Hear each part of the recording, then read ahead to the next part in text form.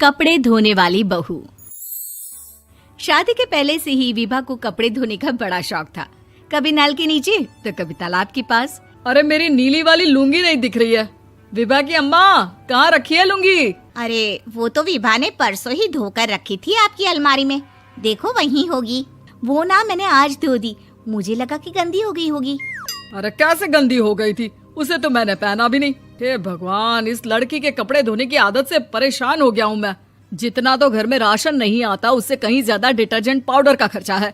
इसकी शादी करवा दो, शादी जाए अपने घर में ही करे काम, फिर चाहे घर के कपड़े धोने हो या पूरे गांव के।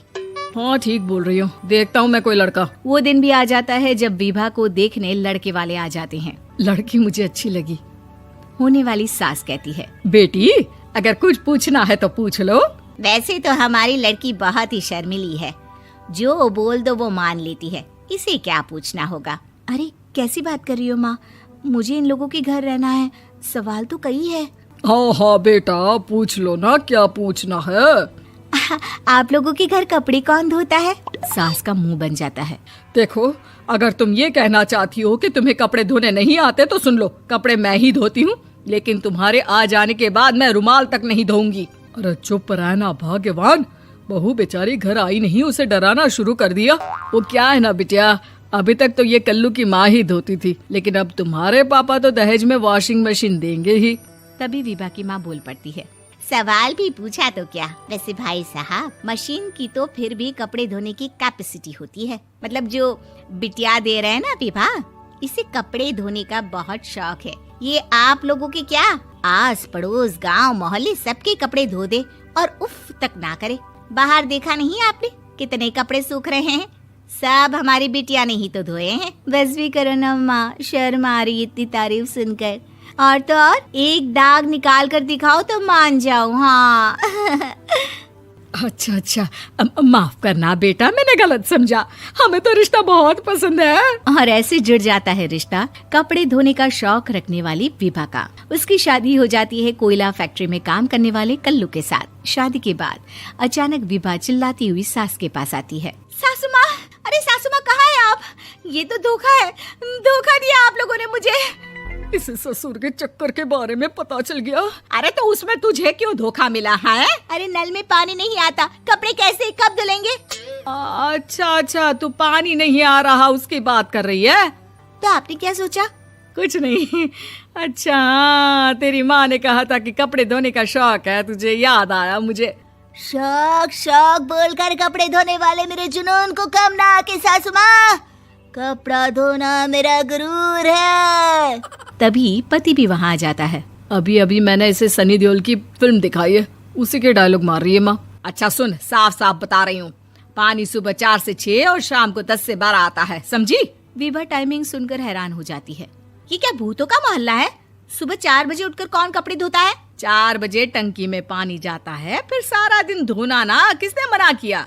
अरे कैसी बात कर रही हैं? 200 लीटर की टंकी में कितने कपड़े धो लूंगी मैं? सुबह ही उठ जाऊंगी मैं। अब क्या था, विभा सुबह 4 से लेकर रात के 12 बजे तक कपड़े ही धोती रहती। एक रोज सास पड़ोस से निकलकर कहीं जा रही होती है कि साथ वाली कहती है, हाँ कल्लू की माँ, जरा ये बताओ कि 2 साड़ी है, 2 ब्लाउज और एक पेटीकोट और एक नाड़े वाला लंबा कच्छा।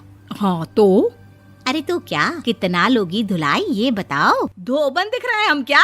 हमारे पति सरकारी नौकरी से अभी रिटायर हुए हैं और बेटा सुपरवाइजर है कोयला फैक्ट्री में। धोबन समझ रखा है हमें। हाय रे कल्लू की अम्मा, माफ कर दो, वो तो मोहल्ले में यही सब बता रहे थे कि तुमने बहू को कपड़ा धुलवाने के काम में लगा दिया है। सास को पड़ोसन की बात सुनकर गुस्सा आ जाता है। वो घर पहुंचती है जहां घर के बाहर ही इतने सारे कपड़े सूख रहे होते हैं जितने कि किसी धोबन के घर पर। अरे ओ कल्लू की दुल्हन, बाहर निकल। माँ जी यहीं आ जाओ, बाथरूम में चादर धो रहे हैं हम। अरे अभी हम धोते हैं, तुमको बाहर निकलो। ये आस पड़ोस वाले बोल रहे हैं कि हम बहू से कपड़े धुलवा कर उसे कपड़ा धोने वाली बना दिए हैं। अरे छोड़ो ना माँ जी, किन लोगों की बातों में आती हो? आस पास के लोगों का तो काम ही होता है कि वो किसी तरह सास बहू को लड़ा दे। बहू सारे घर के कपड़े धोती है, ये क्या कम है? बोलिए। सास को भी लग जाता है कि वो बहू का ये सनकीपन नहीं छुड़वा सकती, इससे अच्छा है कि खुद ही चुप हो जाए।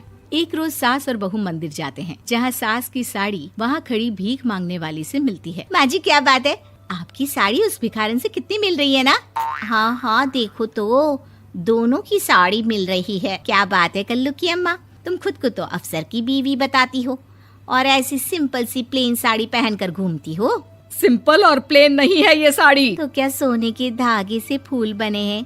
कुछ भी सासू माँ, कुछ भी। हाँ बने थे इस साड़ी में सोने के धागे से फूल। मेरे पति लेकर आए थे मद्रास से स्पेशली मेरे लिए 10,000 की। ताहे भाई साहब इस भिखारन के लिए भी सेम टू सेम साड़ी लेकर आए होंगे 10,000 की।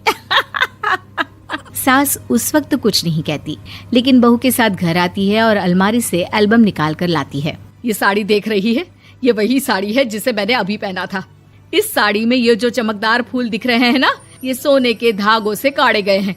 लेकिन तू लोकल वॉशिंग मशीन ब्रश से घिस घिस कर सारे फूलों को निकाल कर साड़ी प्लेन कर दी।